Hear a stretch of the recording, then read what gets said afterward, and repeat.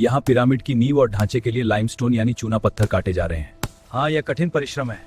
आइए इतिहास के इस पन्ने को आज लाइव बनते हुए देखते हैं। हम इस वक्त पिरामिड के निर्माण स्थल से कुछ दूरी पर मौजूद एक विशाल खदान में खड़े हैं। हर दिन हजारों मजदूर इसके निर्माण के लिए संघर्ष करते हैं। साल है 2560 ईसा पूर्व। सहारा रेगिस्तान की गर्म हवाएं आपस में टकरा रही हैं। सूरज मानो आसमान से आग बरसा रहा है। दूर तक सिर्फ सुनहरी रेत फैली है, लेकिन इस चिलचिलाती धूप में भी गीजा के इस बंजर मैदान में एक अजीब सी हलचल है। एक ऐसा शोर जो सदियों तक गूंजने वाला है।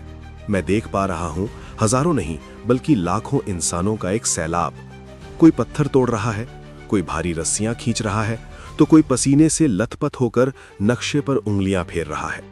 आज यहां कोई आम इमारत नहीं बल्कि दुनिया का सबसे बड़ा अजूबा आकार लेने जा रहा है, the great pyramid of Giza.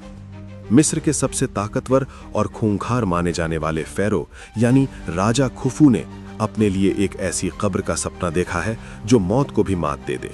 एक ऐसी इमारत जो जमीन से शुरू होकर सीधे आसमान तक जाए ताकि मरने के बाद उनकी आत्मा सीधे देवताओं से मिल सके। लेकिन मेरे मन में एक ही सवाल गूंज रहा है, बिना किसी क्रेन, बिना लोहे के औजार और बिना पहिए के ये इंसान इतना बड़ा चमत्कार करेंगे कैसे? आइए इतिहास के इस पन्ने को आज लाइव बनते हुए देखते हैं। हम इस वक्त पिरामिड के निर्माण स्थल से कुछ दूरी पर मौजूद एक विशाल खदान में खड़े हैं। यहाँ धूल का गुबार घना है। कुछ मीटर दूर खड़ा इंसान भी साफ नहीं दिख रहा।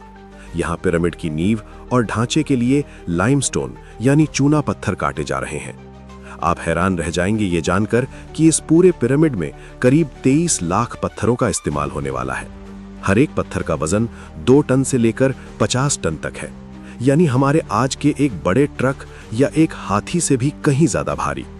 मैं एक मजदूर के बिल्कुल पास खड़ा हूं।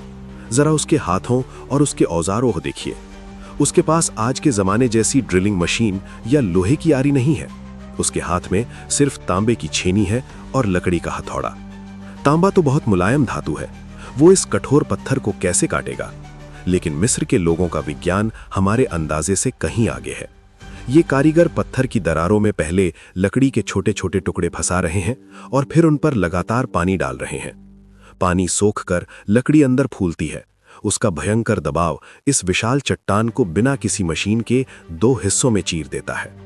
जो बहुत कठोर पत्थर हैं, जैसे दूर आसमान से आने वाला ग्रेनाइट, उन्हें काटने के लिए ये लोग हैरान करने वाला तरीका अपना रहे हैं। डोलेराइट नाम के गोल और बेहद सख्त पत्थरों से चट्टान को लगातार पीट रहे हैं। दिन रात हफ्तों तक बस खटखट की आवाज। ये सिर्फ मेहनत नहीं है, ये एक राजा का जुनून है जो इन मजदूरों की रगों में दौड़ रहा है। पत्थर कट चुके हैं, जिनकी संख्या लाखों में है, लेकिन असली चुनौती तो अब शुरू हुई है। इन 50 टन भारी पत्थरों को खदानों और दूर के शहरों से गीजा तक लाया कैसे जाए? आज के दौर में तो हमें भारी क्रेनों की जरूरत पड़ेगी, लेकिन मिस्र के लोगों ने प्रकृति को ही अपना सबसे बड़ा हथियार बना लिया है। नील नदी उफान पर है। हर साल नील नदी में जो बाढ़ आती है उसे ये लोग आखेत कहते हैं। नदी का पानी चढ़कर निर्माण स्थल के बहुत करीब आ गया है। लकड़ी की विशाल नावों पर इन भारी भरकम ग्रेनाइट पत्थरों को बड़ी सावधानी से चढ़ाया जा रहा है। नदी की लहरें बिना किसी इंजन के इन भारी पत्थरों को गीजा तक ले जा रही हैं।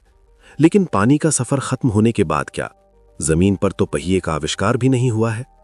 मैं कंस्ट्रक्शन साइट की तरफ मुड़ता हूं। एक अद्भुत नजारा है। करीब 100 मजदूर मोटी मोटी रस्सियों से एक भारी लकड़ी की स्लेज को खींच रहे हैं।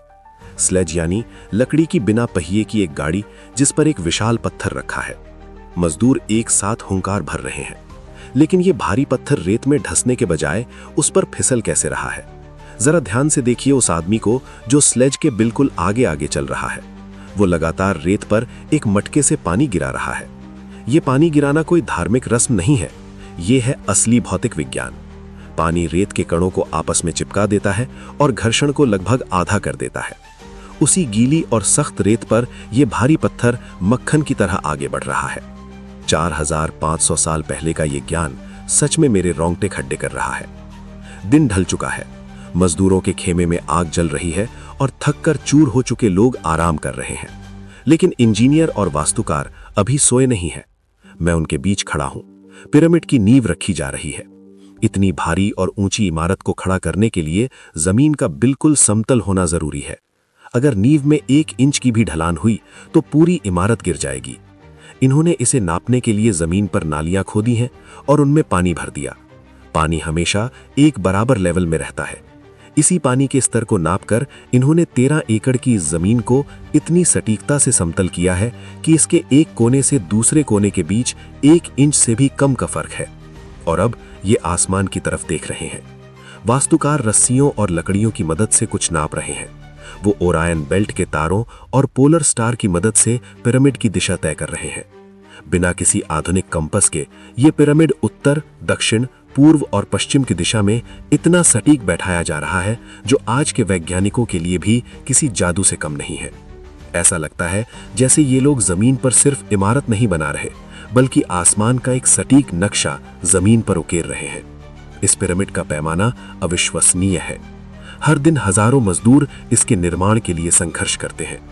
क्या आपने कभी सोचा है कि 4500 साल पहले बिना मशीनों के 480 फीट ऊंचा विशाल पिरामिड आखिर बना कैसे?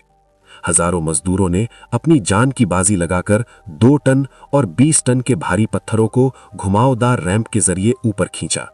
एक छोटी सी चूक और मौत पक्की। फिर भी 20 सालों तक काम नहीं रुका। इंजीनियरिंग और कामगार लोग लगे रहे। इन पत्थरों को बिना सीमेंट के इतनी बारीकी से जोड़ा गया है कि आप 2 पत्थरों के बीच एक बाल तक नहीं घुसा सकते। आज जो खुरदुरा पिरामिड हम देखते हैं वो इसका असली रूप नहीं है। पहले ये और भी खूबसूरत था। बनकर तैयार होने पर इसके ऊपर टूरा लाइमस्टोन की सफेद चमकदार परत चढ़ाई गई थी। सूरज की रोशनी में ये मीलों दूर से रेगिस्तान में हीरे की तरह चमकता था। वक्त के साथ वो सफेद पत्थर तो गायब हो गए, लेकिन इसके अंदर के खुफिया कमरे और तारों के साथ इसका सटीक अलाइनमेंट आज भी एक अनसुलझा रहस्य है। क्या ये सिर्फ इंसानी मेहनत थी या इतिहास का कोई खोया हुआ ज्ञान? आपकी क्या राय है? कमेंट्स में बताएं। और ऐसे ही रहस्यों को जानने के लिए द बुंदेलखंड हिस्ट्री चैनल को सब्सक्राइब करें। धन्यवाद।